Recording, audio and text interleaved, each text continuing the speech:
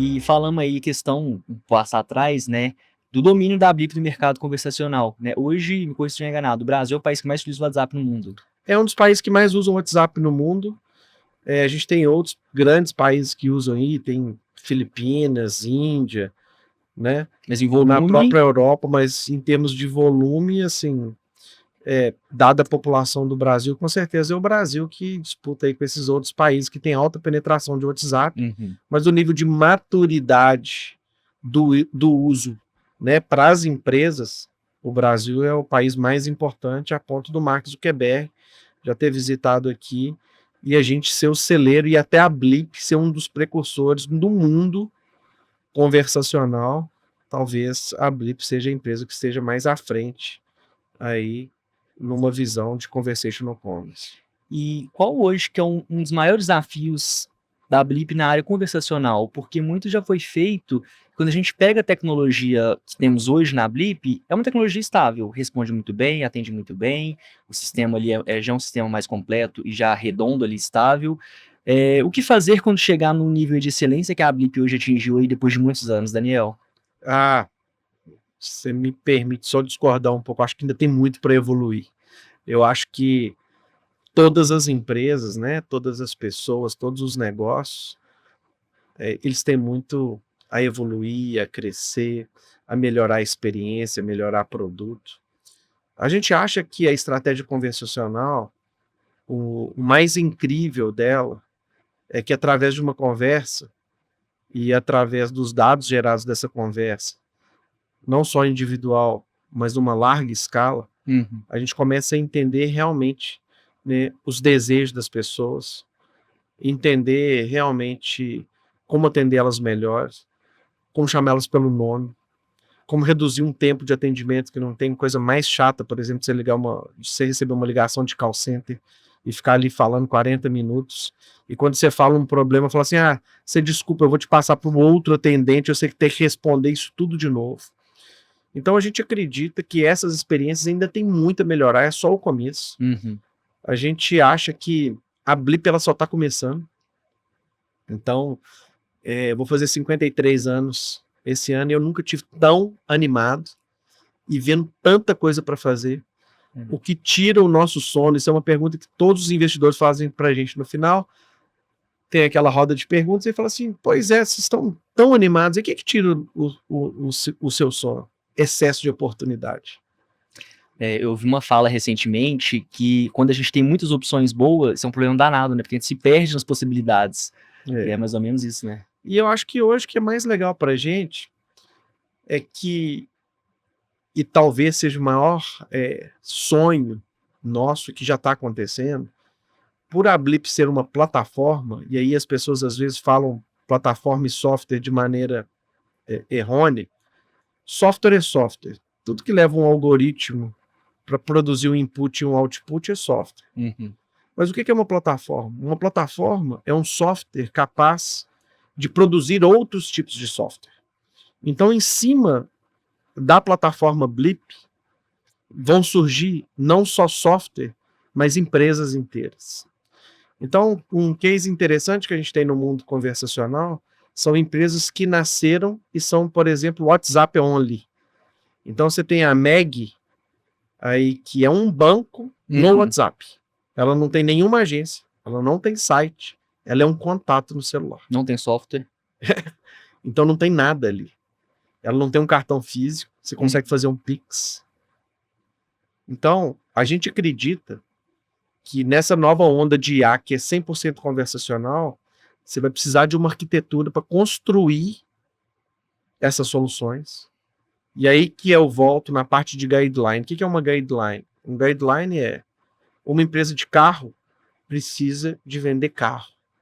Então, se você começar a conversar, a querer namorar o chat, por exemplo, perguntar o nome, se apaixonar por ele, é porque essa experiência conversacional, ela não teve um guideline, que ele seria apresentar um carro, e as pessoas apaixonar pelo produto, ser engajado, fazer uma compra, e se necessário for, ter um atendimento ali de suporte. E isso tem que ter limite. E isso vem até de limite ético, de limite moral, de tá dentro de uma regra, tá dentro de um respeito, de falar a verdade ali do produto, de não tentar se passar por uma outra coisa. Então eu acredito que as oportunidades que a gente tem é de gerar os melhores guidelines, melhor criar dentro desse aplicativo de conversa e dentro desse contato inteligente, independente se a gente está usando IA ou não, independente se a gente usar agents de terceiro, então isso é uma coisa muito legal nesse agentic world hoje, no mundo de agents, né, de IA, de IA, esses agentes vão estar conectados na Blip também. Então a gente tem um protocolo que chama A2A, Agent to Agent, e outras ferramentas, né, que são empoderadas por IA também podem ser conectadas na Blip através de MCP, por exemplo, que é uma outra maneira de conectar, assim como se fosse as APIs do passado. Então o que a gente está mais animado hoje, realmente, é empresas inteiras podem ser construídas em cima da Blip, usando IA, e principalmente ser empoderada por pessoas que parte da nossa estratégia é a gente orquestra software, né? Então a gente fala de fluxos determinísticos. Então, por exemplo, quando uma empresa pergunta o seu CPF ou o seu nome, essas informações deterministicamente existe um campo dentro do seu CRM que você vai alimentar. Quando você pede uma segunda via de conta do CPF tal, a gente vai num sistema e vai buscar essa segunda via de conta. Então, é uma orquestração de software e de fluxos determinísticos, que pode ser por menu. E a gente acha que menu resolve para muita coisa, tá? A segunda coisa que a gente vai orquestrar são pessoas. Então, a partir do momento que aquela pessoa não quer falar mais com um agente, ou com um menu, ou com a máquina, ela fala assim, eu quero falar com uma pessoa. E ela vai falar com uma pessoa, e a gente acha que isso é muito importante para o desenvolvimento das estratégias e das empresas. Só que essa pessoa ela vai ter superpoderes ali. Por quê? Porque quando ela falar, eu quero falar com uma pessoa, isso aconteceu comigo, por exemplo, em casos reais, vou falar o nome de um cliente aqui, que é uma grande locadora de carros. Eu queria fazer a locação de carro, não consegui fazer essa locação de carro, pedi para falar com uma pessoa, e aquela pessoa ali me atendeu pelo nome, e me atendeu exatamente da parte da jornada que eu estava. Eu não precisei de responder. Ela falou qual carro que eu estava querendo alugar, qual que era o local de pegar o carro, qual lugar que deixar. Falou, inclusive, como que estava o tempo, né? Na semana que eu ia ficar com esse carro na praia. E foi uma experiência incrível, onde eu fiquei apaixonado mais uma vez pelo meu próprio produto. E a gente viu que ter as pessoas nesse fluxo é muito importante. Então a gente orquestra uma arquitetura de software, de fluxo determinístico, de AI com as coisas mais avançadas que você puder imaginar, mas a gente também orquestra pessoas. Daniel, incrível a jornada. Eu acho que inspira muitas pessoas empreendedores, né? Não somente BH, grande região, mas toda Belo Horizonte. Mas eu queria aproveitar os minutinhos finais aqui para a gente explorar, né, do empreendedor Daniel, né? Então, o empreendedor além Blip, além Takefone, Takenet. Você parou na Take, na Blip, sua jornada empreendedora, que tem um bichinho de empreendedorismo quando pica.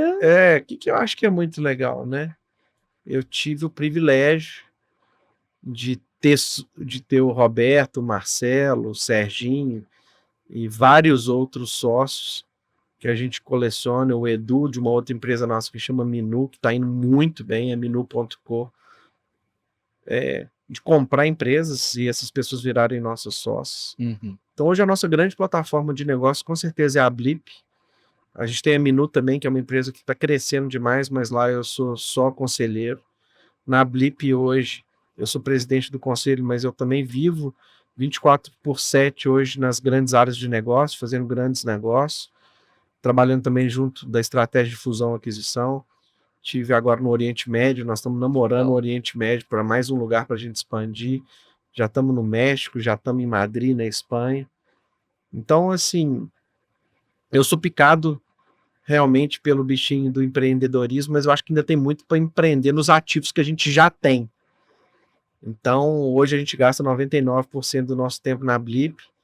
Tem esse carinho muito especial nessa segunda empresa de tecnologia, que é a Minu, onde nós somos fundadores. A gente tem dois sócios que tocam muito bem a operação lá, que é o Edu, que é o CEO, o Marcelo, e agora outros CEOs, que a gente vai fazer um split muito interessante dessa empresa. Nós somos cofundadores da Confrapar, que é um fundo de investimento, somos investidores de outros fundos, mas onde que a gente gasta o maior tempo e aonde o nosso ecossistema de negócios vem hoje, da Blip, que ali dá muito espaço para empreender. Tem muito chão ainda para andar, né? Tem muito chão para andar. Maravilha, Daniel. Daniel, e para a gente encerrar, eu queria que você deixasse, né, uma dica. Eu sei que essa dica é de milhões, né, mas para o empreendedor que está começando, porque eu acredito que na jornada, né, de empreendedorismo, o que a gente mais encontra no caminho é, às vezes, motivo para desistir, problema, empecilho, e se manter firme no propósito, né, ainda mais nos dias de hoje, com tanta possibilidade, o empreendedor acaba abrindo mão, né, acaba, não, esse é o melhor momento, outra hora eu faço, vai postergando aquilo, né, então eu queria que você deixasse uma dica para esse empreendedor que ou está começando, ou está na jornada empreendedora, mas o circo está apertando, ela está querendo largar aquilo porque dá trabalho. Eu tenho alguns anos, né? E engraçado que nos últimos 2 podcasts eu não usei isso e veio exatamente os 3 Fs que eu mais gosto, né? Talvez um dos erros que a gente já teve, e eu acho que hoje a gente está indo muito bem, é no primeiro F do foco. O foco no cliente, o foco na solução, o foco na disciplina de entrega, e o foco em não simplesmente se apaixonar por um produto, por uma ideia, porque todos os stakeholders eles têm que estarem felizes ao mesmo tempo. Desafio. Então, o desafio que o empreendedor tem é que, ao mesmo tempo que ele tem um produto lindo, colorido, com AI, etc., aquilo deve servir para alguma coisa, mas aquilo tem que ser sustentável. Então, aquilo tem que gerar um retorno. Aquilo tem que dar ROI para você e para o cliente. Então, tem que ter o retorno do investimento. Hoje, uma das evoluções que a gente está pensando na Blip é para um modelo que em inglês eles chamam de outcome-based, que é praticamente a gente entender qual que é o resultado que a gente dá para os clientes e participar de uma maneira desproporcionalmente menor desse sucesso. Bacana. Então, eu acho que um erro que os empreendedores sofrem à toa, é por às vezes estar apaixonado por essa ideia e se fechar a feedbacks, se fechar a testar isso de uma maneira mais verdadeira com o cliente, escutar críticas que podem ajudar eles. Que às vezes o empreendedor vai num caminho assim, a não sei que se eu pôr aqui ele não vai gostar. Então os clientes que deram mais trabalho para a gente foram os que mais nos ajudaram. Os clientes que a gente teve mais problema são os que eu sou mais grato. Primeiro, que eles não fugiram silenciosamente, eles não deram outras chances. E segundo, que eles nos fizeram crescer muito. Então, acho que o primeiro F é o foco. O segundo F, eu acho que é a força. Tem que ser forte para ser empreendedor. A gente vive hoje, infelizmente, numa sociedade dos fracos. É muito duro para mim estar falando isso. Mas as pessoas, elas sempre terceirizam seus problemas para o governo, para a sociedade, para um mundo desigual, para um mundo onde as oportunidades não são para todo mundo. As oportunidades, quando a gente começou no quiosque do campus do FMG, eram completamente diferentes das oportunidades que existem hoje. Lá no campus do FMG, lá em 1997, não tinha o que eles chamam de anjo, não tinha nenhuma sigla dessas de tecnologia que hoje a gente fala tão bem. Não tinha os livros, não tinha os YouTubes. Hoje, você pode formar no MIT, em Stanford, em Harvard, praticamente formar, tendo acesso aos conteúdos de graça dele, basta você fazer sua curadoria. Hoje uma IA pode fazer curadoria, não tem desculpa para se achar fraco. Fraco em conhecimento, fraco mentalmente. Hoje até o ChatGPT faz uma terapia com você, se precisar. Tava conversando com uma amiga minha esses dias, que ela falou, tô com situação assim, assada, tava conversando com o GPT, mas é terapia, não, conversa com ela também, mas o GPT é a segunda opinião. Então essa força não é a força da brutalidade, não tem nada a ver com gênero, Não tem nada a ver de homem, de mulher, não tem nada a ver com os desafios que a gente tem numa sociedade que tem que ser olhados, né? A gente leva muito a sério a questão de diversidade, a gente entende os aspectos de oportunidades diferentes, mas a gente tem um approach onde a gente quer dar muito mais oportunidade, mas a gente não pode ter paternalismo. Hoje é uma sociedade hoje polarizada em ideologias, tanto de direita quanto de esquerda, que tem prejudicado o diálogo. Uhum.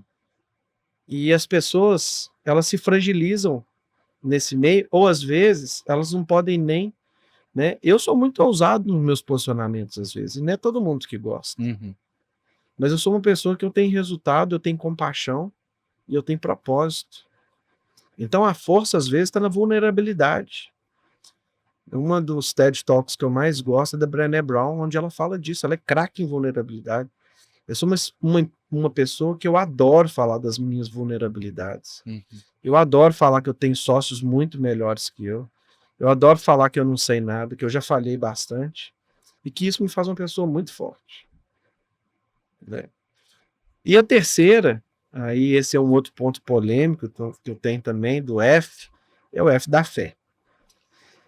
E se a gente for pensar, espiritualizando ou não espiritualizando, quando você entra num ônibus, ou você entra num carro, ou você entra num avião, ou você entra num trem, quando você pega a sua bicicleta, você nunca sabe se você vai sair desse ponto A e vai chegar no ponto B. E a jornada empreendedora é uma jornada de fé, onde aquela visão, quando ela é materializada, ela começou por algo que você viu e que não existe. Então a fé é um componente fundamental na vida das pessoas. Eu sou um homem de fé. Eu tenho uma fé inabalável em Deus. Eu acredito nas pessoas. Eu acredito que, embora hoje o mundo tenha uma roupagem muito ruim, a gente foi criado para ser bom.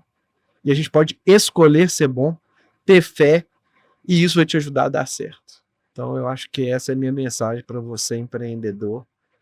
Já tive meus momentos muito difíceis. A gente deveu o nosso primeiro $1 milhão aos 30 anos. A casa da minha mãe quase foi tomada. Já tomei café da manhã inúmeras vezes com o oficial de justiça. E hoje estou aqui. Né, talvez o meu grande propósito seja falar que é possível para você. E aí, para mim, já valeu a pena. Daniel, muitíssimo obrigado. Não vou nem complementar aqui o encerramento.